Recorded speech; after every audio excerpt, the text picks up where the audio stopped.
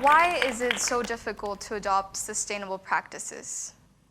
Why do we refuse to reduce our dependence on plastic, for example? These questions have always puzzled me, and so I would like to share with you how I came across what I believe to be the answer to these questions, an idea shared by many. When I started IGCSE, I was taught the plum pudding model of the atom, and I was told this was the correct model to use it. Later, I was taught the Rutherford model of the atom and was told that this was the correct model. The plum pudding was actually wrong. Soon afterwards, I was taught the Bohr model of the atom and was told the Rutherford was actually a failed model, to stop using that one, for the Bohr model was the correct one. For the first time in what seemed forever, the model actually stuck.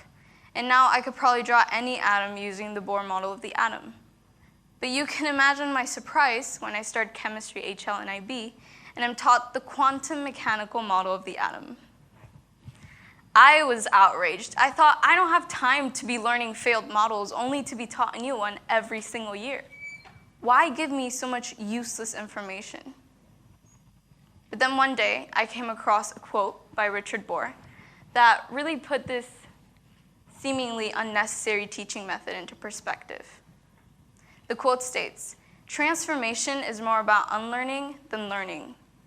In truth, I was in outrage because I'd been given incorrect information, but by the change which was forced upon me when asked to give up my old ways of thinking for new ways of thinking, even if the new ways were better. I was upset and frustrated because the ideas I thought were right were being proven wrong again and again. But in reality, this is the core of learning. Learning is unlearning and relearning. With this in mind, let's broaden our view to a more global perspective, and let's apply the same idea to humanity as a whole and our overall long-term development.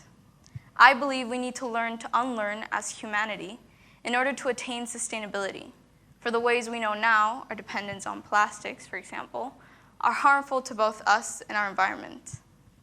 How many of us go to the supermarket, take our vegetables, put them in a plastic bag, and then let the cashier put the vegetables, which are already in a plastic bag, into yet another plastic bag? How many of us purchased the iPhone 6s in September 2015, only to purchase the iPhone 7 in September 2016? How many of us own multiple fridges? And how many of us have to throw out food that has gone bad in our fridges? We as a community, a broader society, even as a species, have learned bad habits. But just as I was reluctant to give up my Bohr model of the atom, we are reluctant to give up our ways for new, better, more sustainable ones. But why? If we know these behaviors have such a negative impact on our environment, why do they still form part of our habits? Why haven't we changed them? Another truth, we don't like change. And that leads me to the second quote I found that day on a Harvard Business Review article, where they analyzed several different reasons for why people resist change. One of them was loss of faith. Put more simply, we resist change because we focus on what we have to give up instead of what we have to gain. From a young age, we are taught that our ideas can be wrong, and yet when faced with change, there's a shared perspective of sacrifice involved. This, I believe, is our biggest hurdle to sustainability, to real long-term transformation. We know what we have to do. We know the 3 R's, reuse, reduce, recycle. We know climate change is very much real and is affecting so many of us today. But facing these problems means changing the habits we have so adamantly formed.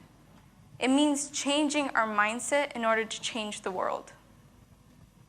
As a student leader of Grassroots, a student-led platform, online platform, for students all over Ho Chi Minh to share their ideas, environmental ideas, and campaigns, I was privileged enough to meet some of the professionals that are applying this idea in our local community here in Vietnam.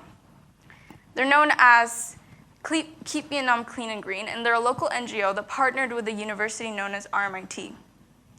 They created an app in which the main character is the famous mythological creature of Vietnamese culture, the dragon turtle. And the main goal of the app is to have Vietnamese children used the app and used this dragon turtle to go around the major cities of Vietnam and pick up as much trash as possible and dump it in recycling bins. The enemy, plastic. And what's really great about this game is how it attempts to change the mindset of the Vietnamese people by instilling this practice of recycling into Vietnamese children, who are ultimately the future of Vietnam. But that is why I'm here today, to tell you that fear of change is shared. We all find change uncomfortable, and so we all find unlearning uncomfortable.